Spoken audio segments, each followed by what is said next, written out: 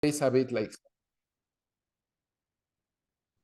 Este, entonces sí, aquí fue fusionar un poquito como este gameplay más familiar, ¿no? Y más querido por muchos gamers, que es que todos lo entendemos, que es un Legend of Zelda visto desde arriba, como los Legend of Zelda viejitos, pero dándole un giro totalmente único, pues para que destaque, ¿no? Para que resalte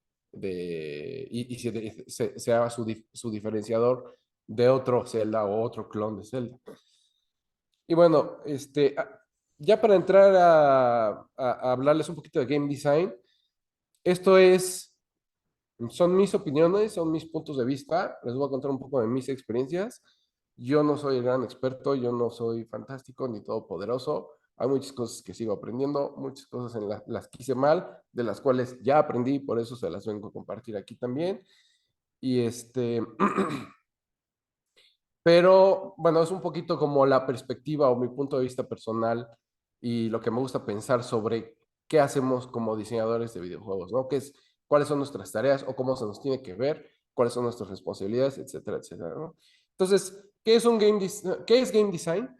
Pues a mí me gusta pensar lo que es la arquitectura, ¿no? Por eso puse como un blueprint de una casa ahí. Es la arquitectura de todo el videojuego. El diseño del juego viene desde las reglas del juego, cómo se gana, cómo se pierde, cuáles son los objetivos, cuáles van a ser las mecánicas, cómo se va a sentir el control, cómo se va a ver, cuál es el género del juego, cuáles son los personajes, su historia, en qué escenario se va a desarrollar, la trama que se va a contar a lo largo de la historia, los niveles de dificultad, si es que los hay, y cómo va a crecer exponencialmente, si es que va a crecer, ¿no? La estética del juego, cómo se va a ver, los niveles, cómo se van a jugar, cómo se van a diferenciar entre ellos, interacciones que tenga el videojugador con la plataforma, ¿no? También se ve diseño de interfaces, los entornos en los que el jugador se va a Por encontrar, si, perdón. Ah, y y bueno, más que nada los aspectos creativos, ¿no? Alrededor del diseño de juego. Y bueno, ¿qué es un game designer? A mí me gusta comparar mucho cuando lo comparto con colegas. Me gusta como comparar el rol del game designer como el de un chef, ¿no? Y bueno, un chef elige qué se va a preparar, cómo se va a preparar, a qué va a saber, qué ingredientes va a utilizar, ¿no? De dónde van a sacar el pescado o la carne o las verduras, qué verduras se van a preparar, cómo se van a cortar, cómo se va a presentar, hace las pruebas para ver si lo sabe sabor, si sabe rico, ¿no? Y si queda el platillo como se lo imaginaba, ¿no? Como él lo sabe hacer. Y bueno, también me gusta hacer mucho esta comparativa porque comúnmente en el medio dicen, bueno, yo para hacer videojuegos, o sea, por qué quieres hacer videojuegos? Pues porque toda la vida he consumido videojuegos, ¿no? Yo toda la vida he jugado videojuegos y ahí es donde entra muy, muy bien como esta relación en el chef. Pues un chef, o sea, alguien que ha comido toda la vida, como todos nosotros, no necesariamente va a ser chef, ¿no? Entonces, ¿qué es lo que necesitamos además de consumir videojuegos o además de comer para poder preparar un platillo? Pues, y es a lo que voy al siguiente punto, ¿no? ¿Qué necesita saber un game designer? Pues toda la teoría detrás del diseño de un videojuego. Si bien ningún juego es igual que otro y vaya, va a cambiar mucho cómo se diseña, ya sea un juego de terror, a un juego de puzzle, un juego de aventura, un shooter, un RPG, o sea, hay millones, millones de posibilidades de hacer juegos, este, pero pues sí está hay una teoría, ¿no? Detrás de cómo hacerlos divertidos, cómo emplear herramientas como la gamificación para que el jugador se adentre, ¿no? Al juego, para elevar la experiencia, niveles de calidad. Me gusta hablar mucho de la curva de aprendizaje del jugador dentro de un videojuego, ya que si no hay una curva de aprendizaje, el videojuego deja de ser divertido, ¿no? Porque la diversión está relacionada eh, en cómo aprendemos. Y un ejemplo muy claro de un libro, al final les voy a dar una bibliografía de un libro que me gusta mucho, es que ay, eh, hace una comparativa, ¿no? De por qué el gato o el tic-tac-toe lo jugamos la primera vez y es muy divertido jugarlo con alguien más, pero a la segunda, a la tercera vez, que vamos descubriendo que el que empieza y pone, ¿no? Su primera ficha en el centro del tic-tac-toe o del gato, pues básicamente va a ganar, ¿no? Se vuelve aburrido es porque dejamos de aprender, ¿no? Como jugadores dejamos de aprender y el juego se vuelve aburrido, ¿no? Entonces tenemos que saber como game designers cómo vamos a emplear esa curva de aprendizaje, qué va a ir aprendiendo el jugador, ya sea con las pruebas que se le presentan, nuevas mecánicas o nuevos poderes, enemigos, no lo sé, ¿no? Niveles, escenarios, etcétera. Tenemos que ver un poco, bueno, un poco mucho un diseño de patrones, ¿no? Porque también lo que hace divertido un juego es que precisamente aprendamos de estos patrones que vamos a poner. O sea, tal vez uno de los mejores ejemplos sea Mega Man, ¿no? Nosotros vamos aprendiendo que los enemigos nos van disparando con un cierto patrón, igual dos bolitas, ¡puc, puc! Entonces ahí tengo que saltar y es cuando le puedo pegar y me vuelve a disparar, ¡puc, puc! Entonces, el jugador cuando va aprendiendo estos patrones, no solo se va sintiendo mejor con el juego y va desarrollando su experiencia, sino que lo va haciendo divertido, ¿no? Porque va aprendiendo nuevas reglas y bueno, y son reglas preestablecidas, no son totalmente aleatorias. Algunas me tocó jugar un videojuego independiente que precisamente querían hacer un juego de Mega Man, tipo Mega Man, pero el enemigo en vez de tener un patrón pues preestablecido, era totalmente aleatorio, ¿no? El momento en que te disparaba o la cantidad de balas que te disparaban y estaban como muy orgullosos de esa mecánica, pero al final eso era como muy frustrante porque uno no podía aprender de nada, o sea, era simplemente como una cuestión ahí aleatoria, a ver si brincabas, igual te pegabas, si no brincabas, igual también te podía pegar, ¿no? Es un poquito de eso, ¿no? Tener en cuenta el diseño de patrones, el balanceo y la escala de dificultad, ¿no? No queremos que el videojuego sea muy difícil porque nuestra audiencia se va a reducir, ¿no? Solo a los hardcore gamers. Este, o qué tanto vamos a balancearlo en el aspecto que lo vamos haciendo más fácil si el jugador se está presentando con problemas al pasarlo, o lo vamos a hacer más difícil si el jugador va como masterizando, ¿no? Los controles o el desarrollo del juego. Bueno, conocimiento previo a la programación, no tienen que ser programadores per se, pero sí tienen que saber como la lógica detrás de la programación y cuáles son los procesos de programación, qué lenguaje se va a utilizar o qué engine se va a utilizar. Ustedes en el Game Jam probablemente usen Unity, usen GameMaker, Construct, no lo sé, GB Studio, hay muchísimos, ¿no? Godot. Entonces, como game designer, tienen que saber cuáles son las limitantes eh, bueno, y las ventajas, ¿no? De usar todos estos engines. Y digo, no al 100 pero sí sirve muchísimo. Ahorita les voy a decir por qué. Un poco de ilustración para medir tiempos, ¿no? A mí me pasaba mucho que luego el project manager en el juego de Patox me decía, oye, ¿para cuándo vamos a tener la animación de estos personajes? Y yo hablando, o sea, yo sabía lo que era, ¿no? Diseñar o bueno, realizar una animación. Yo no la iba a hacer, la iba a hacer otra persona, pero como director de arte, pues sí tenía que saber cuánto más o menos era el tiempo que se tenía que tardar esa persona para no, pues ponerle demasiado trabajo, ni ponerle ni tampoco trabajo, ¿no? Sino como saber los tiempos y respetar, ¿no? Las posibilidades de cada quien. También un poquito de lenguaje o saberse comunicar, ¿no? Más que nada con los modeladores 3D, artistas técnicos, saber narrativa, ¿no? Sea narrativa visual, narrativa escrita y, bueno, música. Que aquí, ahorita les voy a contar más un poco de mi experiencia. El chiste de todo esto es que, ¿por qué necesitamos saber todo esto? Porque al final como game designer nosotros lo que debemos hacer es comunicar con todo el equipo qué es lo que se tiene que hacer, ¿no? Entonces, si estoy hablando con el músico, tengo que saberle comunicar cómo se tiene que escuchar, por qué se tiene que escuchar así, ¿no? ¿Cuál es el propósito de mi nivel o de ese escenario, de ese momento? Y bueno, yo en lo personal empezaba tarareando, ¿no? Bueno, les voy a platicar más adelante de esto, pero sí, básicamente es, además de toda la teoría que ya les conté, detrás de diseñar un videojuego, pues sí, adentrarse un poquito en las áreas que, aunque no sean eh, como, no sean los más grandes dentro del área, pues entenderla, ¿no?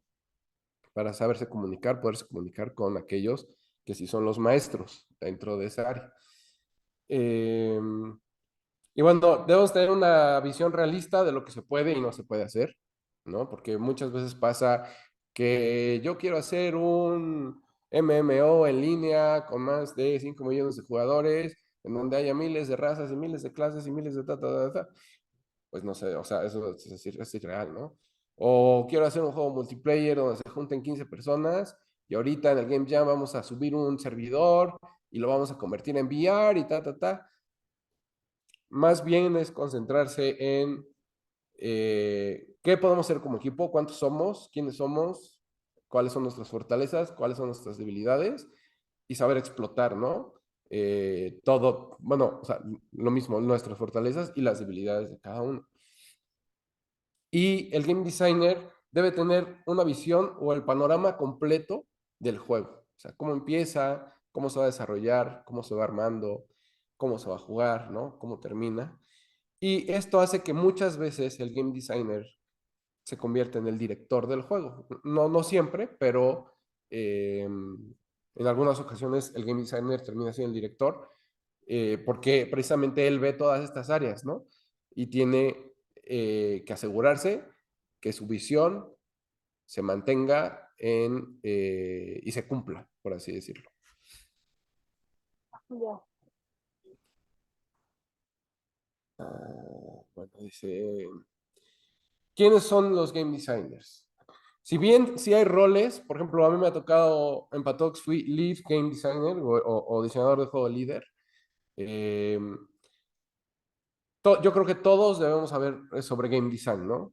Porque al ser programador, también, o sea, siendo un programador que estudia game design, pues sabe cómo poder explotar ciertas herramientas o sabe cómo implementar ciertas mecánicas. O sea, puede ayudar al game designer a proponer ideas, ¿no? A proponer Muy bien.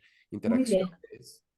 Eh, si una ilustradora 2D o, 3, o un modelador 3D sabe de game design, va a saber también cómo van a comunicar mejor las ideas, ya sea en las interfaces, en los personajes, ¿no? O cómo se van a desarrollar los personajes, cómo se van a diseñar los personajes. Porque si bien el game designer tiene que ver un poquito de todo, más bien de mucho de todo, pues no es perfecto, ¿no?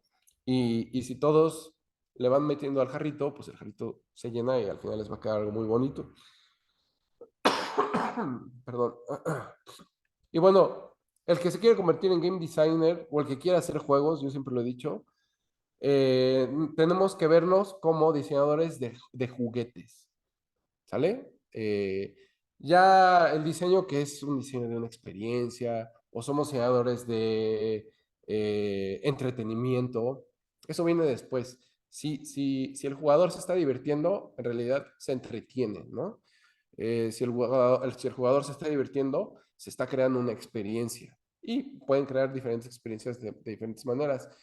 Pero a mí me gusta pensar que el núcleo de hacer juegos es pensar que estamos siendo juguetes, ¿no? Juguetes con el cual interactuamos con una pantalla o unos lentes VR o una consola portátil, etcétera, etcétera. Pero bueno, son opiniones mías nada más. Y bueno, les voy a mostrar un poquito de la experiencia de cómo yo, siendo lead game designer, comuniqué ideas a los artistas técnicos, al artista 2D. No tengo ejemplos de artistas 3D, a los programadores y a los músicos, ¿no? Y bueno, mi primera experiencia en el videojuego de Pato Box, yo soy una persona que es muy visual, trabaja con muchos, me gusta dibujar, ¿no? Para expresar mis ideas. Sí, sí hago mucha documentación, ¿no? Más que nada para tenerla registrada y poder regresar a ver el famosísimo el GDD, que es el Game Design Document, en donde tú vas narrando, ¿no? Cómo se van diseñando los niveles, cómo van a evolucionar, de qué se trata ese nivel, qué va a pasar en él, etcétera, etcétera. Más allá de eso, a mí me gusta como comunicarlo de manera muy visual. Entonces, por ejemplo, con el programador yo llego y le digo, mira, estos van a ser los elementos en la pantalla, tienes tres barras que van a subir, si se fijan aquí, le pongo flechitas. Todo esto lo estoy comunicando, ¿no? O sea, estoy platicando con él. Van a subir estos tres como baterías o como le quieran llamar. Y el pato boxeador, que es el personaje principal del juego, pues les va a pegar, les puede pegar esquivando, ¿no? Eh, Va a salir un rayo, va a salir ahí como una maquinita también que tiene un 3, ¿no? Que tiene unos números. Y bueno, yo a partir de esto, como game designer, empecé a diseñar las interacciones del juego, o sea, crear el mundo a partir de las habilidades del jugador. Por ejemplo, yo ya sabía que el pato, bueno, el pato boxeador o pato box, se podía esquivar a la izquierda, podía esquivar a la derecha, podía cubrirse, ¿no? Hacia abajo, podía golpear izquierda o derecha, o golpear arriba, izquierda o derecha. Entonces, en base a lo que me permite hacer como, bueno, mi control como jugador, mi personaje, cuáles son las habilidades de mi personaje, yo empiezo a construir el juego o las interacciones que voy a tener con él. Un error común es crear el mundo eh, y después crear el personaje, ¿no? Así como, bueno, quiero que sea un mundo donde vas a tener que hacer aquí a fuerza un doble salto. No, pues no teníamos doble salto, pues ponle el doble salto, ¿no? Empieza a crear como muchos conflictos de cómo el personaje se va construyendo a través del mundo. Eso es un grave error. El mundo se tiene que construir a través del personaje, de las habilidades del personaje, ¿no? Le voy platicando, ¿no? Pues va a ser el láser, se va a mover, entonces el pato lo va a esquivar hacia la izquierda. Van a salir como unas torretas que van a disparar, las puede esquivar o no, les va a hacer daño. Obviamente todo esto muchísimo más complejo, ¿no? Esto está como muy simplificado. Después va a salir un rayo en medio, en donde el jugador va a tener que bloquear el rayo que sale. Si no, va a dar un flashazo en toda la pantalla o le va a quitar puntos de vida, etcétera, etcétera. Y después va a salir el personaje principal, ahí está mi sketch todo feo, con un diálogo hablando, ¿no? Ja, ja, ja, ja, ja, va a pasar esto. Ahí es cuando le puedes pegar al personaje, ¿no? Al enemigo. Y bueno, entonces, el programa sin tener assets ya entendió cuál es la mecánica y con puros cuadros de colores va armando, ¿no? O sea, todo más o menos qué es lo que tiene que ser con el control, hacia dónde se va a mover el personaje, etcétera, etcétera. Entonces yo le digo, no te preocupes, voy a hablar con los artistas 2D para que te creen el personaje y los assets, ¿no? Entonces empiezo con un mood board, ¿no? Aquí tampoco encontré mis bocetos. Yo la verdad es que sí hago bocetos cuando comunico ideas, pero empiezo con un mood board, ¿no? De más o menos cómo quiero que se vea el personaje.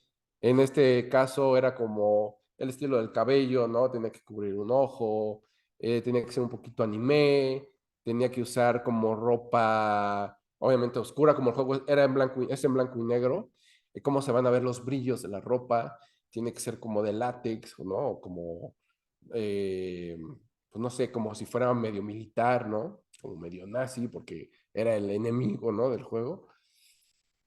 Y a partir de eso, pues ya van creando, el artista 2D va creando prototipos, ¿no? Va diciendo, bueno, pues mira, aquí está la capa que me te gustaba, le pusimos esta pierna, está el control del documento que tú le mostraste al programador que iba a hablar con control. Bueno, ahí está el control. Por ejemplo, yo les mando como los emblemas de cada uno de los enemigos y pues va a usar una boina, ¿no? Entonces pónganle una boina negra. El pelo ya quedó que se cubría nada más una parte de la cara y va creando la hoja de giro para que el animador pues sepa, ¿no? Cuando lo va a animar, cómo se va a ver, o sea, desde dónde se va a ver y qué elementos tiene que poner cuando brinque, cuando golpee, cuando esquive, etcétera, etcétera. Sí, mientras van trabajando eso, ahora me paso con el músico y le digo, mira, fíjate que estamos haciendo un personaje que es como una soldada, una soldado medio militar que usa látex y así, entonces está usando como un radio y usa como máquinas y van a salir en la pelea así, bla, bla, bla. Yo le cuento al músico todo esto y yo no soy músico, entonces hago algo similar como un mood board, lo que hice con el artista 2D, pero un mood board igual en Spotify o me descargo unos archivos y le hago una carpeta, ¿no? Y le digo, mira, yo me estoy imaginando que este es el tono, ¿no? Este tiene que ser como el ritmo o este tiene que ser el tempo de la batalla porque tiene que ser una batalla rápida, entonces tiene que ir así, tan, tan, tan. Mando muchos tarareos, grabo muchos tarareos. Escribo también, ¿no? Mira, de la 2 me gustó esta parte, de la 3 me gustan estos instrumentos, de la 4 me gustó una alarma que sonaba ahí, como que, no sé, ¿no? La alarma que suena cuando alguien entra a donde no se debe. Y ya platicando con él, ya medio le queda claro. Y obviamente todo esto es un proceso, ¿no? Que te van mandando, van checando y todo va evolucionando para, pues para crear algo, ¿no? Déjenme, a ver, dejar de compartir. Déjenme compartirles aquí a ver si se ve.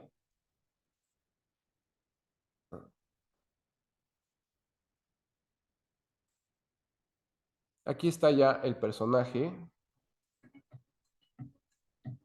el juego, ¿no? El juego final.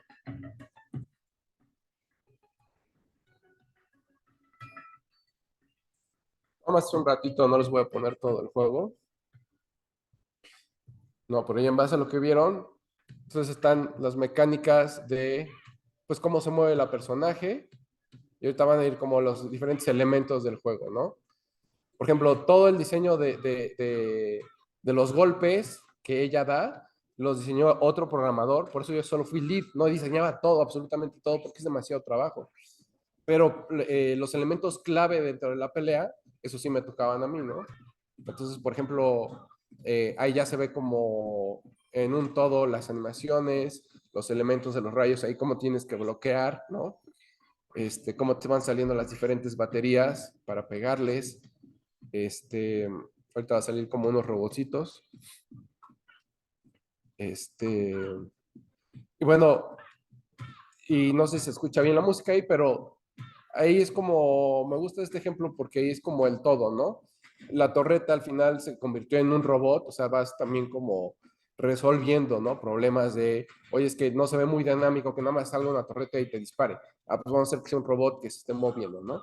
¿Y cómo se va a cambiar de fase? Van a ser tres fases. Bueno, pues que el escenario vaya cambiando, entonces se van a romper los cuadros, ¿no? Conforme avances en los escenarios, perdón, en las fases de la pelea, se van a caer los cuadros. Y pues ahí quedó, por ejemplo, la mecánica de romper las baterías, esquivando o pegando, ¿no? Y cada uno iba a traer un elemento distinto a la batalla. Por ejemplo, ahí el jugador elige pegarle a los robots, ¿no? Cada uno de los elementos, tú eliges qué romper para ver cuál es la prueba que tienes que superar a continuación. Bueno, ya se los voy a quitar. Y vamos a seguir acá. Okay. Vamos un poquito de la experiencia de Patobox. Ahora un poquito de la experiencia ya como game designer del juego de Glory Hunters, que es para el Game Boy. Lo mismo, yo soy una persona muy visual, entonces todo esto lo hago para mí, ¿no? Porque yo ahorita soy el único que está trabajando en el juego. Por ejemplo, este es como no sé, como un mapa de los enemigos del juego, cuánta vida tiene cada enemigo, que son los corazoncitos rojos, o sea, cuántas veces le tengo que pegar para que se muera el enemigo, y los corazoncitos negros van a ser el daño que me van a hacer a mí si me pegan, ¿no? Entonces yo voy, ahora sí que imaginándome, ¿no? Al principio solo vas imaginando y vas jugando en tu cabeza cuáles van a ser las interacciones con todos tus enemigos y vas creando estos mapas o estos esquemas que no van a ser finales, pero te van a ayudar pues una idea más básica y que, bueno, si están trabajando con alguien más, a comunicarles, ¿no? También de qué va cada enemigo, cómo se van a mover, cuánto daño van a tener, cuánta vida van a tener, etcétera. Ay, perdón. Y bueno, aquí también hice un esquema, lo mismo, ¿no? Para hacer la curva de aprendizaje, dividí los templos, ¿no? El templo uno, el templo 2, el templo 3, etcétera. Y fui poniendo los enemigos como en escalera de cuáles iban a ser los enemigos nuevos que se iban a presentar en uno de los templos siguientes, ¿no? Entonces fui dividiendo todos los enemigos que tenía. Y esto lo hice para que el jugador pues no se encontrara con los mismos enemigos en el templo 2, los mismos enemigos en el templo 3, sino que lo hiciera más divertido descubrir nuevos elementos, aprender de las nuevas mecánicas que tiene cada uno de estos enemigos en cada uno de los templos, ¿no? Entonces, cómo va evolucionando el juego hasta el final sin hacerlo monótono y que el jugador siga descubriendo y aprendiendo del mismo juego. Un poquito de, también nos toca hacer un poquito de diseño de personajes, ¿no? Entonces aquí, por ejemplo, tengo un diseño de personaje, yo quería un caballero que fuera como el comic relief de la historia, que fuera tu némesis, que llegara y te explicara cosas dentro del juego, ¿no? Así como lo que es Vegeta para Goku, lo que es Gary para Ash, este iba a ser como mi personaje, que a lo largo de la historia me iba a estar como molestando, pero me iba a enseñar ciertos elementos, ¿no? Y pues ahí voy, como este ya es pixel art, sí me sirve hacer como sketches, ¿no? De cómo quiero que se vea, cuáles son los elementos, pero ya traducirlos a pixel art, si lo logran ver, pues es algo muy simplificado, ¿no? Y bueno, entre otros, ahí está yo necesitaba un personaje que ayudara al jugador a orientarse dentro del juego. Y bueno, se me ocurre un chango, unos changuitos que tuvieran papiros y que enseñaran al jugador ciertos mapas, ¿no? Que estuvieran trepados en un globo. Eh, y bueno, y todo esto, nuevamente, ¿no? Si están trabajando con alguien más, expresa de mejor manera o comunica eh, cuáles los motivos, cuáles son las razones, los propósitos de todos los personajes. Acá hay otro ejemplo. Aquí, por ejemplo, hago primero un boceto de muy básico de cómo se va a llamar un área dentro del juego, Osilia. Y hago como arte conceptual, ¿no? Yo creía que hubiera como unos guerreros pescados. eh, Intenté hacerlos a color, ¿no? A lápiz, bocetos muy burdos. Ay, perdón. Un poco de su historia, ¿no? Que eso iba a servir después para incluirla a través de diálogos durante el juego, diálogos de ellos mismos, una introducción del mismo pueblo donde se encuentran ellos. Y bueno, la traducción de los personajes ya al pixel art, ¿no? Al mismo tiempo en el juego voy planeando, por ejemplo, cuántos cuartos va a tener cada templo, un poco de la historia detrás de cada zona, cómo se va a ver, qué se tiene que jugar, qué es lo nuevo que va a descubrir ahí el jugador. Todas estas notas son para mí, ¿no? ¿Qué nuevos elementos se presentan? Había como unas piedritas ahí con textos que quería que se fueran mostrando. Un mock-up ya con los gráficos del Game Boy y demás, no sé cómo se vería. Esos gráficos de ahí no son finales, pero me ayudaron mucho como, eh, pues, a tener una planeación de qué es lo que quería que se sintiera el desierto, ¿no? Como, cuáles eran los elementos que se iban a mostrar dentro del desierto. De igual manera, uso mucho mood board. Por ejemplo, hay una zona que se llama Learis de Mar, que es un pilar en medio del mar. Ay, perdón. Y yo quería que fuera como esta estética tipo Minas Tirith del Señor de los Anillos.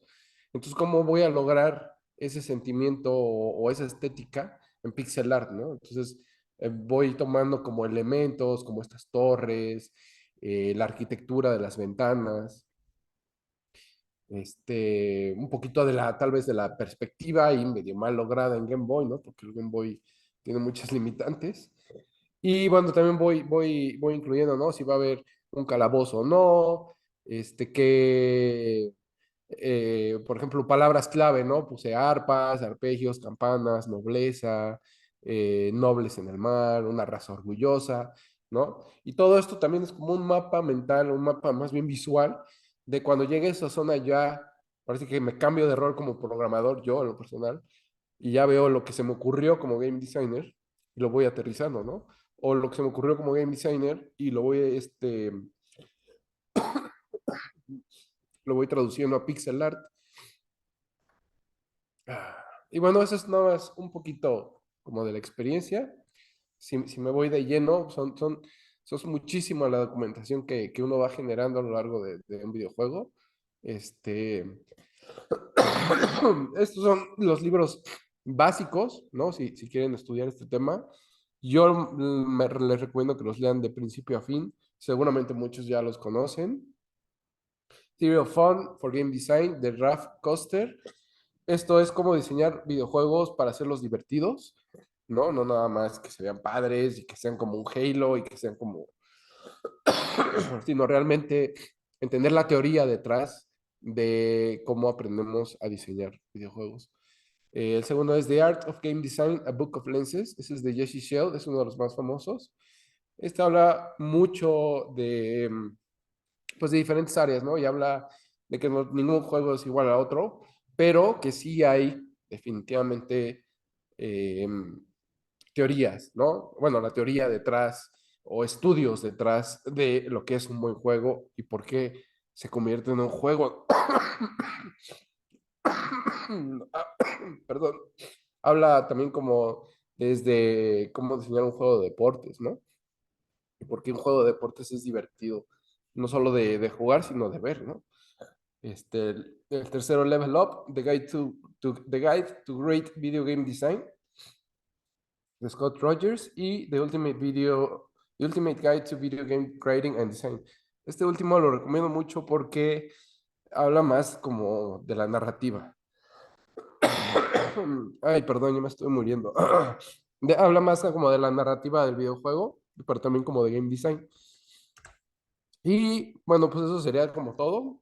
Este, Muchas gracias por su tiempo glorioso. Esos son mis correos. Si tienen alguna duda, quieren platicar de algo, me quieren mandar algo, lo que sea, ahí estoy. Y bueno, en redes sociales me encuentran como To Think Design Studio. No tengo redes sociales personales, solo del estudio. Y y con el hashtag de Glory Hunters Game, también, ¿no? De todo lo del videojuego. Y ya. No, pues, Fernando, o sea, pues mucha, bastante información, muy práctica, muchas gracias. No sé si por ahí, chicos de chat, quieran ir haciendo algunas preguntas y poniéndolas aquí en el, pues en el chat, vaya. Y mientras se van animando ahí a preguntar, yo, bueno, justamente una de las preguntas que te quería hacer era este tema de la bibliografía, ¿no? O sea, ya no sé si ya la resolviste. Y otra pregunta que me gustaría como para arrancar, ¿cómo inicias? ¿Cómo puede ser tu primer acercamiento a decir, oye, yo quiero ser un game design? O es que creo que es un puesto que todos aspiramos porque pues inmediatamente nos viene a la mente el tema de pues yo quiero hacer mi idea y de ahí no me voy a salir, ¿no? Entonces, ¿cómo puedo yo iniciar? ¿Cuál es la manera que tú crees que es adecuada dar este primer paso como game design? Pues mira, yo en realidad, mi primera como experiencia o el primer acercamiento que tuve como a diseñar juegos fue con un juego de mesa. Yo hice un juego de mesa para mis amigos, nada más, o sea, para jugar entre nosotros, nunca con el objetivo de venderlo, comercializarlo, no. Era de cómo nos podemos reunir unas 2 horas y entretenernos con lo que más nos gusta, pero con un juego que como que se, se, se, se- se especifique en lo que más nos gusta, ¿no? O sea, a cada uno de mis amigos, ¿no? A él le gusta tal, a él le gusta esto de los dados, a él le gusta esto de las tarjetas, ¿no? Y creo que ahí eh, fue una de las experiencias donde realmente me gustó ver cómo la gente interactuaba con lo que hacías, ¿no? O sea, cómo la gente se divertía con lo que habías creado.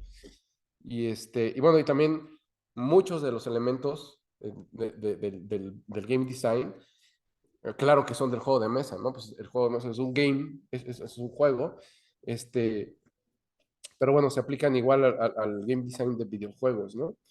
Este, y bueno, yo siempre he tenido muy cerca de mi corazón precisamente la Global Game Jam, porque yo saliendo de la carrera, no me acuerdo si ya había salido, no, no me acuerdo bien, pero justo fue la Global Game Jam, híjole, yo creo que en el 2012 por ahí, no me acuerdo. Este, y yo junté a mis amigos y les dije, vamos a entrarle al Game Jam. Conseguí un amigo que era programador, que también le gustaba mucho esto de los videojuegos, uno que había estudiado animación, yo siendo diseñador gráfico, teniendo un poquito más de experiencia después de haber creado el juego de mesa y haberme adentrado a todo esto. O sea, yo empecé a leer estos libros, a leer como referencias del game design, y a un músico, ¿no? Éramos uno, dos, tres, cuatro, éramos 5 personas en el Global Game Jam y hicimos un prototipo en 3 días y de ahí, de ese prototipo, bueno, en ese entonces no se acostumbraba, no sé si ahorita lo hagan o no, pero no se acostumbraba a hacer premios ni nada de primer lugar, segundo lugar o algo así, pero sí recibimos como eh, una muy buena recepción, ¿no? O sea, como que toda la gente no dejaba de aplaudir sobre nuestro juego. Era un juego muy chiquito, pero muy bien planeado, muy bien como delimitado. Tenía un principio, tenía un fin, era un juego muy corto y lograba la experiencia, ¿no? Que queríamos dar. Y ahí fue, digamos que ya como de videojuegos per se, que se juegan a través de la computadora o con un control, esa fue una de mis primeras acercamientos, ¿no? Ahí fue como mi primer portafolio, por así decirlo, mi primer prototipo. Al siguiente año nos volvimos a juntar, volvimos a hacer otro juego, llegamos con otro prototipo y siempre cuidábamos mucho la calidad, ¿no? Teníamos muy en cuenta todo esto, ¿no? Que había una teoría detrás, no era nada así como, vamos a hacer un juego como Mario y va a ser un plataformer y ya, ¿no? Sino que sí queríamos hacer algo distinto, estudiamos la teoría detrás de cómo hacer un juego como Mario o por qué Mario funciona y cómo funciona. Y y de ahí fue que a mí me jalaron como estudio con Bromio, que ellos sí se dedicaban a hacer de lleno videojuegos, ¿no? Y me dijeron, oye, pues tus prototipos están quedando muy padres. Nosotros no tenemos diseñador ahorita en el estudio, pues te gustaría entrarle. Y yo, pues encantado de la vida, ¿no? Al principio, Pato Box, por ejemplo, sí fue un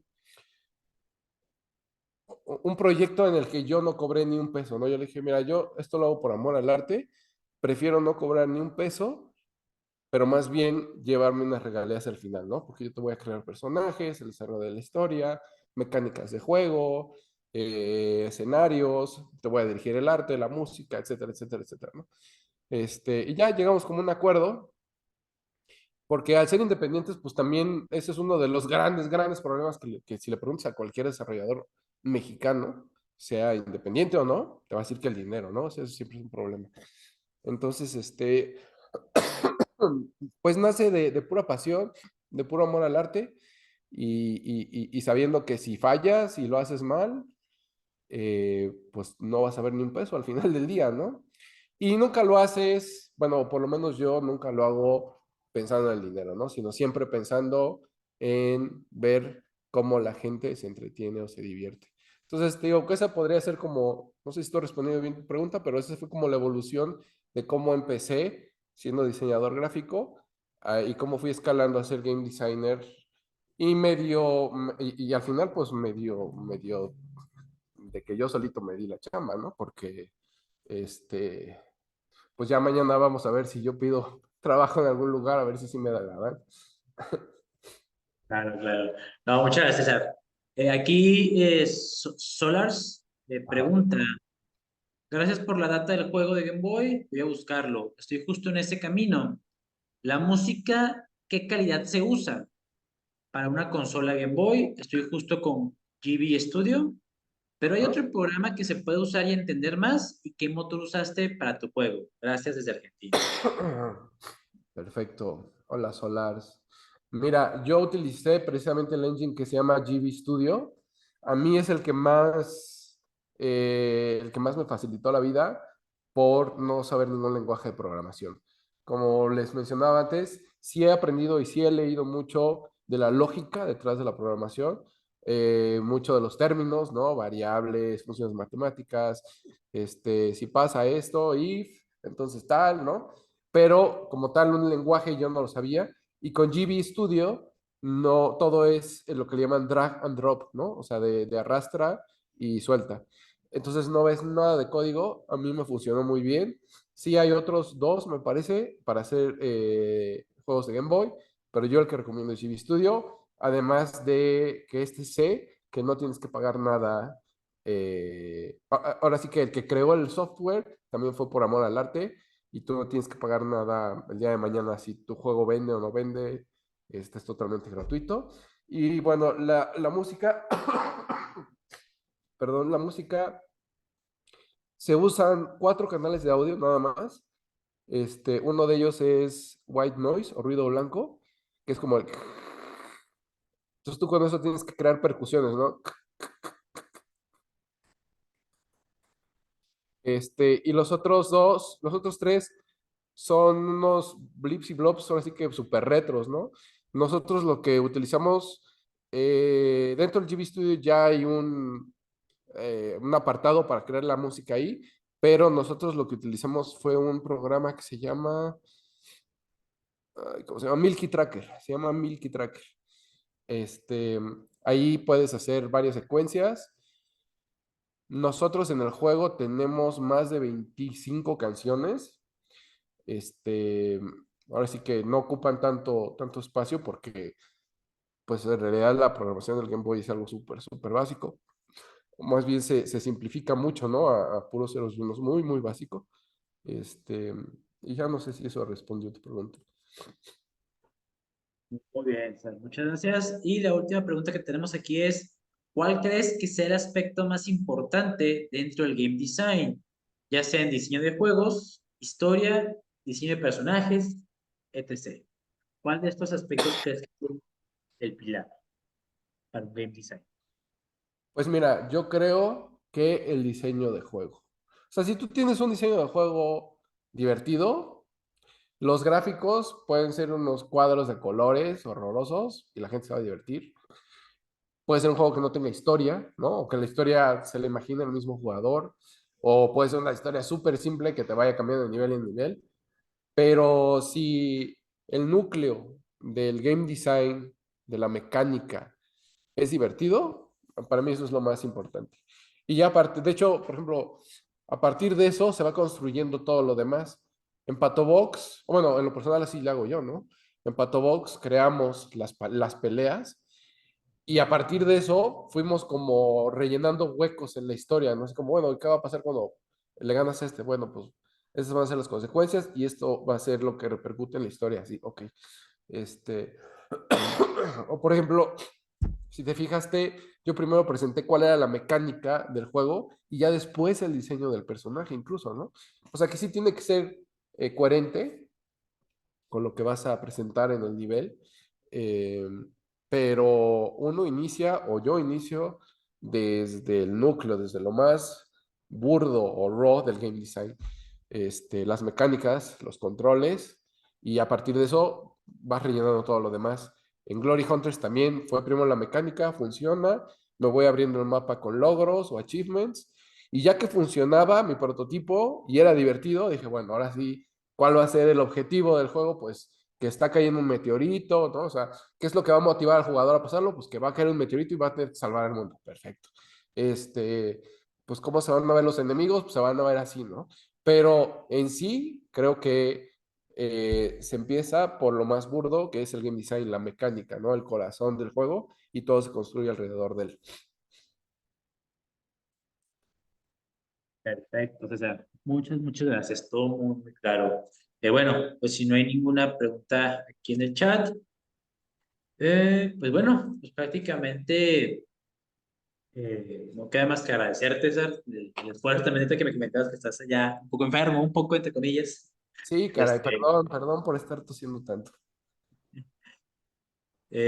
pregunta Montserrat, ¿qué libros recomiendas? No sé si tengas algún otro, aparte de los que nos has compartido, que nos puedas mencionar. eh, Pues bien. mira, aparte de los que tengo, hay uno que se llama Rules of Play. Ese sí no me acuerdo del autor. Y a mí en general me gusta comprar libros de arte de videojuegos, ¿no? En donde muchas veces vienen los bocetos del mismo game design, ¿no? De cuáles fueron las ideas o sea, que llevaron a la mecánica del juego. Tal vez a mí me gusta comprar eso porque soy más visual. Yo vengo como del diseño gráfico. Pero sí, yo definitivamente tengo muchos más libros de arte, ¿no? O sí, de bocetos que hizo el diseñador en su momento, que ya de puro texto, ¿no? Porque lo mismo, lo visual a mí es lo que me funciona. De hecho, tenía un libro que era pura programación, que se lo terminé prestando precisamente al programador de Patobox. Dije, yo no lo entiendo para nada, toma, léelo y igual tú te entretienes. Tengo, por ejemplo, libros de Final Fantasy, del arte, del pixel art de Final Fantasy, de todos los Final Fantasy. Me gusta, por ejemplo, de diseño de personajes también, eh, cómo se diseñan los vestuarios, las formas que debe tener cada personaje. Tengo varios libros de Zelda, de Mario Bros, de Diablo, algunos de Blizzard. Y indies, me gusta mucho coleccionar libros de indies. Por ejemplo, tengo uno muy bonito que es de Undertale y que viene todo el diseño de Undertale, ¿no? No solamente del aspecto gráfico, sino qué se le estaba ocurriendo detrás al diseñador y con sus bocetos. Tengo otro de un juego que se llama Hyper Light Drifter, en donde también hay bocetos de Teddy Diff, ¿no? El diseñador. Eh, pues ahora sí que uno no puede hacer todo. Si tú eres un artista 2D, yo me guiaría más por el aspecto gráfico, ¿no? Ejemplos de cómo utilizar el Photoshop para lograr las luces en esta vestimenta, o cómo hacer este estilo gráfico de anime, o de retro, o de pixel art, o de ta. Te digo, de game design, yo considero que no hay muchos más libros, o sea, esos son como los básicos, ya con eso, yo creo que ya de ahí, a partir de eso es tú aprender con la propia experiencia, ¿no? Este, si quieres los vuelvo a poner aquí. Ajá. Yo creo que con eso es más que suficiente como para poder empezar y experimentar, ¿no? Y aprender de tus errores, porque de ahí es donde más vas a aprender, de hacer prototipos, ver que salió mal, ver por qué igual el juego hay una fricción con el jugador, o, o por qué no está funcionando cierta mecánica, por qué se vuelve aburrido, por qué no se entiende, ¿no? ¿Qué es lo que tengo que hacer? Yo creo que ahí es donde más aprendes. Y estos libros te van a mostrar nada más como el camino, como que el puente básico para no caerte, pero tú de ahí es como un área en donde uno sigue experimentando, ¿no? Y por eso es que uno todavía sigue creando cosas semi nuevas, ¿no? Utilizando o igual otras cosas que existen, pues le vas poniendo como tu propia magia y el propio sentido que tú le quieres dar. Yo estoy como tú, necesito dibujitos, sí, sí, sí. Los dibujitos de nada. Ay, Bueno, muchas gracias, Monserrat, por tu pregunta. César, pues vamos dando por cierre la plática de Game Design. Agradecerte el tiempo y el esfuerzo de estar aquí con nosotros. no, ¿Nos recuerdas dónde está ubicado tu estudio ThoughtThink? sí, tu Think Design Studio está en Puebla, bueno, México, en la ciudad de Puebla, específicamente en Cholula. Estamos en Cholula. Muy bien, Llevamos pues más bueno, de 11 años haciendo cosas en general y poco más de 5 haciendo videojuegos. excelente. Pues bueno, ahí están los correos y, bueno, como comentaba César, él no tiene redes sociales personales, pero están las de sus productos. Entonces, pues bueno.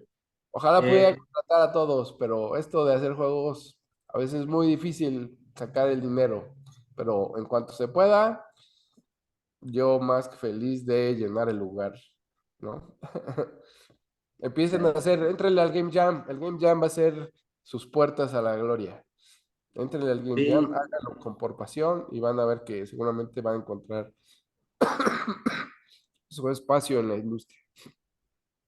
así es. De hecho, más para también dar un cierre, acompañarnos a que todavía estamos en fechas de recepción de inscripciones. Ya hay varios equipos que empezaron a trabajar, pero si alguien que esté en el chat aún no se ha inscrito a un Jam, ya saben, en la página oficial de Global Game Jam nos buscan como Money Labs y adicional nuestro Discord Money Labs, así como todas nuestras redes sociales. Entonces, pues ahora sí que los que quieran vivir la experiencia, pues ahí estamos, gusto para apoyarlos. Y pues bueno, César, reitero el agradecimiento y pues ahora sí que también te comparto invitación a las demás pláticas. Cada plática ha, ha sido bastante jugosa en el contenido, sobre todo para los chicos que están ya procesando su proyecto para el Game Jam. Perfecto, Pues, muchas gracias César, por... no, pues así que un gusto conocer también. Tenemos la oportunidad de conocerte hasta esta interacción. Así que, pues bueno, para cualquier cosa también que requieras, nosotros estamos siempre dispuestos a colaborar en lo que se requiera. Entonces, pues un Igualmente, gusto. abierto a cualquier cosa. Pues bueno, también de igual manera agradecer a los que nos han acompañado el día de hoy. Los esperamos el día de mañana con la plática de Project Management de Dacia Pineda, si no me equivoco el apellido, que prácticamente es una chica que trabaja en Ubisoft y nos va a platicar, ella está en Canadá, entonces nos va a platicar toda la experiencia desde su propia experiencia y adicional, cómo es un Project Management para el Game Jam. Lo esperamos el día de mañana. Muchas gracias, César, y aquellos que nos han acompañado el día de hoy. Nos vemos. Muy buenas Hasta noches a luego, todos. gracias, que tengan bonita noche. Igual.